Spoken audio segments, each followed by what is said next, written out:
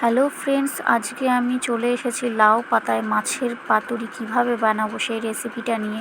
তো প্রথমে আমি পাতার মধ্যে ভালো করে তেল মাখিয়ে নিচ্ছি, সর্ষের তেল, যাতে মাছটা পাতার গায়ে লেগে না যায়।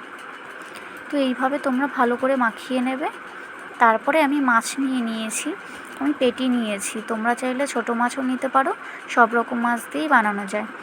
তো পেটিটাকে আমি নুন হলুদ মাখিয়ে রেখেছিলাম। এবারে আমি পেঁয়াজ কুচো, নুন, হলুদ, আর এখানে আছে আদা, জিরে আর শুকনো লঙ্কা পেস্ট, আর লাস্টে আমি সর্ষে বাটা দিচ্ছি। এবারে এটাকে আমি কাঁচা সর্ষের তেল দিয়ে ভালো করে মাখিয়ে নেব। মাখানো হয়ে গেছে, এবারে আমি পাতায় সাজাবো। তো প্রথমে আমি মশলাটাই দিয়ে নিলাম, তারপরে মাছটাকে দেবো, যাতে মশলাটা মাছের মধ্যে পুরোপুরিভাবে যায়। তো তোমরা বন্ধুরা বাড়িতে আমার মতো সেম প্রসেসে একবার তোমরা ট্রাই করে দেখো, আশা করব তোমাদেরও খুব ভালো লাগবে। আমার তো খুবই ভালো লাগে।